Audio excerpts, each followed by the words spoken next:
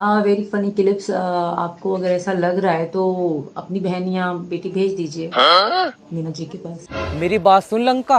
और मैंने करा इतने बालक तो मियाँ खलीफा के नहीं होंगे जितने तेरे हैं। इस भगोड़ी ने जो नाक में दम कर रखी है, इतना नाक में दम करने के बाद ये फिर भी पिटती है। भगोड़ी तेरे कर्म ही खराब हैं।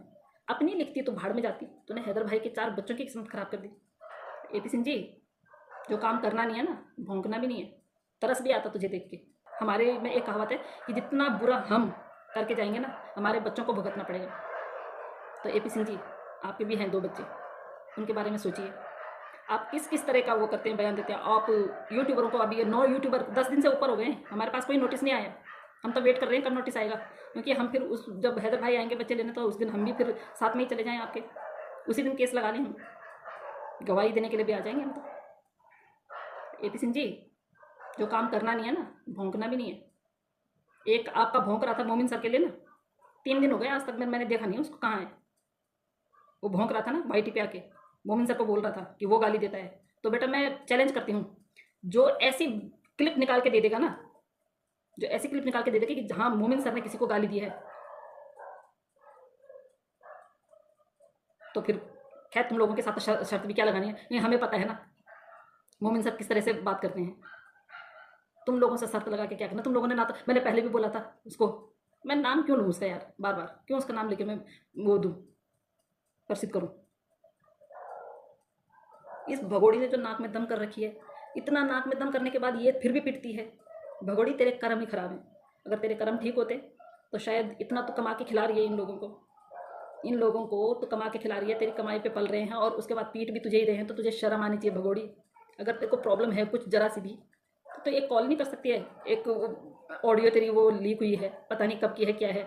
खैर मैं तो इसको वो नहीं करती हूँ, मैं ऐसी चीज़ों पे भरोसा भी नहीं करती हूँ, क्योंकि तू पब्लिसिटी पाने के लिए कुछ भी कर सकती है। तू तो अपनी ऑडियो चलाने के लिए तो कुछ भी, कहीं भी कुएं में भी गिर सकती है। तेरी तो वो है, तू तो तेरी तो औकात ही नहीं है कुछ भी। तेरी औकात क्या है, क्या करें सच में। तरस भी आता तुझे देख के कि तूने अपने हाथ से अपनी किस्मत लिखी, पर वो भी ढंग की नहीं लिखी। अपनी लिखती तो भाड़ में जाती, तूने हैदर भाई के 4 बच्चों की किस्मत खराब कर दी। शर्म नहीं आती ना तुझे।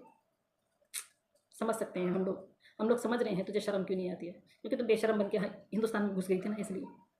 खैर, जो होगा अच्छा होगा। जो हो रहा है वो भी अच्छा हो रहा है, और जो हुआ था वो भी अच्छा ही हुआ था शायद, लेकिन बाजी उल्टी पड़ गई। तेरी किस्मत खराब थी, जो तू वापसी की टिकट लेके भी और वापस नहीं जा पाई। अब बच्चे का ढोंग कर रही है भगोड़ी। मैं चैलेंज करती हूँ उन लोगों को जो ये बता दें कि हाँ तूने बच्चा पैदा किया है। मैं चैलेंज करती हूँ, केस छोड़ देंगे, केस छोड़ देंगे, आवाज़ उठाना छोड़ देंगे, अगर तुम सिद्ध करते हो कि तूने बच्चा पैदा किया है। मैं पहले भी यही बोलती थी, क्योंकि तेरी पूरी कहानी हमें पता है, 13 साल से, और आज तो 42-43 साल की हो गई है, आज तक की कहानी हमें पता है। सच समझी तो, बेशरम।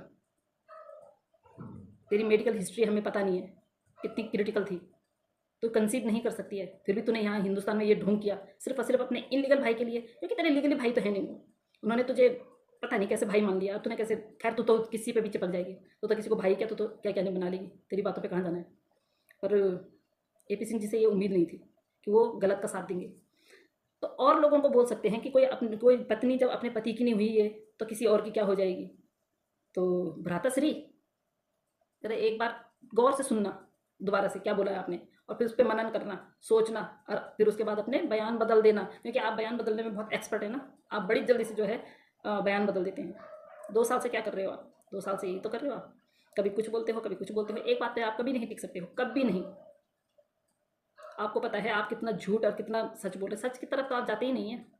आपको वो झूठ का पलड़ा बड़ी जल्दी खींचता है, क्योंकि वहाँ कमाई ज़्यादा होती है ना, इस वजह से। आपको एक बाप को देख के जरा सा भी तरस नहीं आ रहा है ना, जबकि आप भी 2 बच्चों के बाप हो।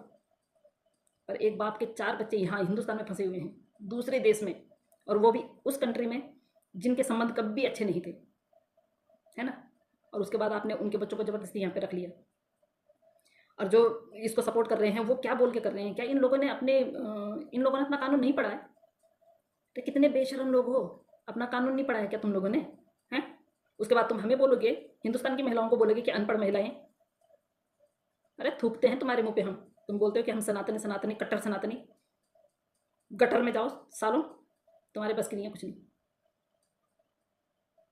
सनातनी हो तुम, सनातनी का ढोंग कर करके सीमा हैदर को सपोर्ट कर रहे हो। अगर हम उन 4 बच्चों के लिए आवाज़ उठा रहे तो हम वो हैं, अनपढ़ हैं, जाहिल हैं, गंवार हैं।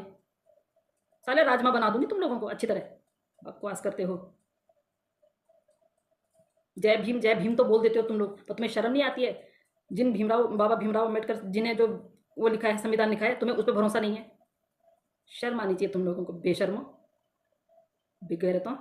शर्म कर लो, अपने कानून पे, अपने कॉन्स्टिट्यूशन पे तुम्हें भरोसा नहीं है। सीमा सनातनी हो गई, सीमा सनातनी हो गई, दिखाओ ना उसका सनातनी होने का सर्टिफिकेट, हम चुप हो जाएंगे।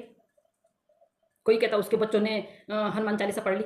हमारे यहाँ पे, हमारे हिंदुस्तान में भी हैं बहुत अच्छे अच्छे दिग्गज हैं जिनको कुरान और उसका बहुत नॉलेज है, तो हम बोल देंगे कि वो मुसलमान बन गए? क्यों? हम कुरान पढ़ लेंगे तो क्या हम मुसलमान बन जाएंगे?